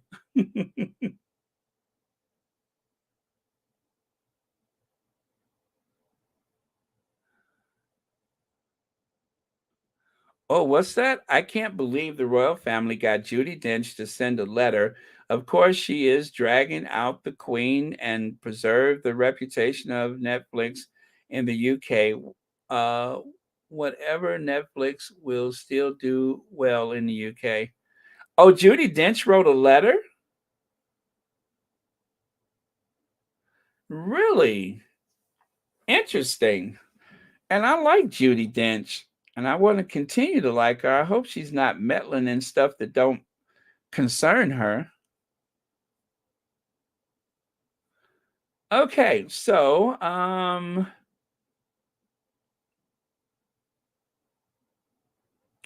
okay, so here's our last word of the day. Church Nelly, just have some moonshine and it will make it all better. Okay, sage advice if I've ever heard any. Thank you for those stirring, uplifting words to end today's Royal Sussex Sonia Johnson. As I say sarcastically. Or how about Church Nelly's retort?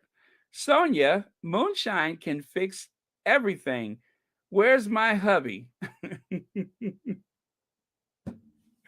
Well, I thought we might have some type of something to like unify our mission to bring us all together. But in lieu of that, moonshine it is. Okay, let me see. Baron, bring a dame. Bring a dame is a job to help Royal Family Critics, bring a dame. Oh, is that? I didn't know that was a thing. Bring a dame. Yeah, if you have an issue, bring a dame. Okay, thank you for that. Okay, what if I do the last word of the day? I got something just perfect for the moment. All right. Okay, here's the last word of the day. Royal Sussex says, bye, y'all. That's it. Bye, y'all. That's the last word of the day. Okay, I will see y'all tomorrow, and let's gingervenge our way out of here as we say thanks as always to our two queens, our queen of everything, and that of course is Doria, and our queen of hearts, Diana. All right, see you guys tomorrow. Bye, Elaine Parker, Mad World, Carmen Bennett. See you, Anastasia Isabella. So long, Fancy. Oh, you know what? I won't gingervenge today. I tell you, I got something else in mind. Something that is so well, ciao to you too, Danya. Thank you so much for being here. Okay, here we go. This is our closing for today.